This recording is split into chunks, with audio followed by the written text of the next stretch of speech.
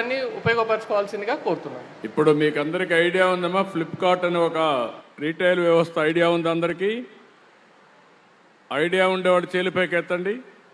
ఓ, మా ఆడబిడ్డలు అన్ని విషయాలు బాగా తెలుసు. ఇప్పుడు వాళ్ళంతా ఫ్లిప్కార్ట్ తరపున రెండే తయారు చేస్తున్నారు. ఒకటి వేరుశనగ పప్పు, రెండోది కందిపప్పు. ఇప్పుడు వాళ్ళు రెండు తయారు చేసి అనంతపురంలో కొన్ని జిల్లాల్లో తయారు చేస్తున్నారు. అట్లా కాకుండా గ్రామాల్లో ఉండే అన్ని వ్యవసాయ ఉత్పత్తులు తయారు చేయడానికి సిద్ధపడుతున్నారు. మనం తయారు చేసినట్టే ప్రపంచం మొత్తం పంపిస్తున్నారు. ఎందుకంటే వాళ్ళకి కావాల్సిన డబ్బులు కావాలి. మనం చేసే చౌకగా చేసినప్పుడు, మా ఆడబిడ్డలు చేసినప్పుడు క్వాలిటీ ఉంటుంది కాబట్టి నాణ్యత మీద ప్రపంచం అంతా వెళ్ళే పరిస్థితి వస్తుంది. నేను వారికి ఒకటే చెప్తున్నా, వాళ్ళ కెపాసిటీ ఎంత ఉంటే మొత్తాన్ని ఉపయోగించమంటున్నా. కమాడిటీ క్లస్టర్స్ ఓపెన్ చేస్తాం. ఎక్కడ ఏ జిల్లాలో ఏ వస్తువు వస్తుందో, ఏ ప్రోడక్ట్ పడుతుందో అక్కడ తయారు చేసి మీ అందరికీ శిక్షణా కార్యక్రమాలు పెడతాం. దానికి కావాల్సిన బ్యాంక్ లోన్ ఇప్పిస్తాను, వర్కింగ్ క్యాపిటల్ ఇప్పిస్తాను. ఇవన్నీ చేసిన తర్వాత మీరు మళ్ళా కొనడానికి వాళ్ళే కొంటారు. మీకు ప్రోడక్ట్ అక్కడ అందుబాటులో ఉంది, తయారు చేసే తెలివితేటలు నేర్పిస్తా. మళ్ళీ దాన్ని కొనుగోలు చేసే వ్యక్తులు కూడా మేము ముందర పెడతాను.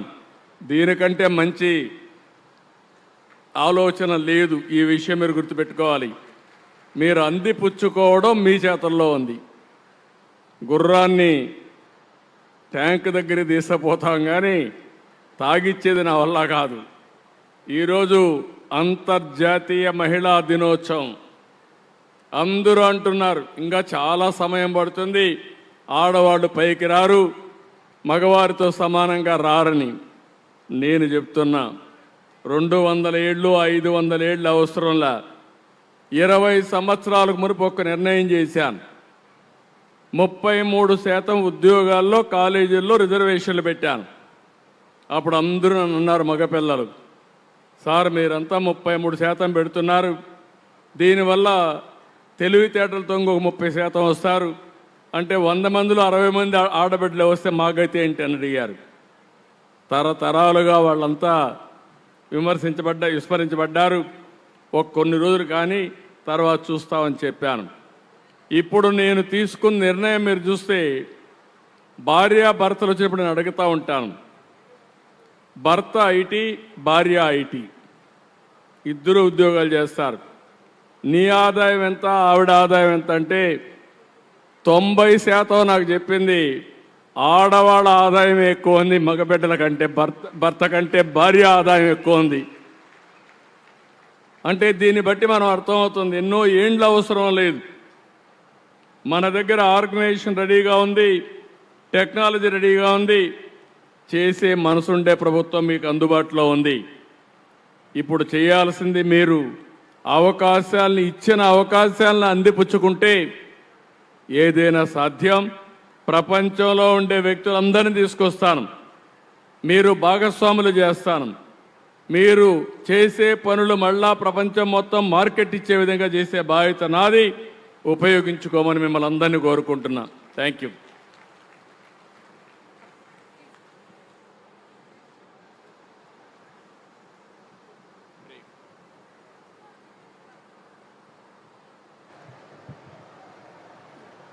అందరికీ అంతర్జాతీయ మహిళా దినోత్సవ శుభాకాంక్షలు. Thank you so much CM sir. Yeah, so Rapido నుంచి అండి మేము. సో ప్రజెంట్ వచ్చేసి సీఎం సార్ చెప్పినట్లు అందరూ ఇంట్లోనే ఉండి వంట చేయాలి ఆడవాళ్ళంటే, లేదంటే ఇంకోటి ఏదో చేయాలి, ఇంట్లోనే చేయాలనే ఉద్దేశంతో కాకుండా బయటకు వచ్చి ఎర్న్ చేసే అవకాశాలు ఉండాలి అని చెప్పారు కదా. సో అవకాశాలలో భాగంగానే ర్యాపిడోలో ఇప్పటి వరకు ఆల్రెడీ కొంతమంది స్త్రీలు వర్క్ చేస్తూ ఉన్నారు, బైక్ ట్యాక్సీలో కానీ లేదా ఆటోలు కానీ కొంతమంది. సో అందులో వాళ్ళతో మాట్లాడినప్పుడు మాకు తెలిసిన కొంత విషయం ఏంటంటే, ఆర్థిక సహాయం ఉంటే ఇంకా ఎక్కువ మంది ముందుకు రాగలరు అనే ఉద్దేశంతో చెప్పినప్పుడు, అప్పుడే మాకు మెప్మా డైరెక్టర్ గారు శ్రీ తేజ్ భరత్ గారు యాక్చువల్లీ ఆయన చేస్తున్న కార్యక్రమాలు కానీ మెప్మా ద్వారా అవన్నీ తెలిసి, ప్లస్ చంద్రబాబు నాయుడు సార్ గారి విజన్ యాక్చువల్లీ ఎంపవరింగ్ ఉమెన్ అనే ఉద్దేశంలో, సో మెప్మాతో కొలాబొరేట్ అయ్యి ప్రజెంట్ ఉమెన్కి స్త్రీలకి యాక్చువల్గా ఇంకా ఎక్కువ ఎర్న్ చేసే అవకాశాలు ప్లస్ కొంత ఆర్థిక సహాయం నెల నెలా కూడా అందజేసే ఉద్దేశంతో బైక్ పింక్ అనే ఒక ప్రోగ్రామ్ లాంచ్ చేశామన్నమాట. ఇప్పుడు ప్రజెంట్ అది ఆంధ్రాలో 8 సిటీస్లో నడుస్తూ ఉంది. సో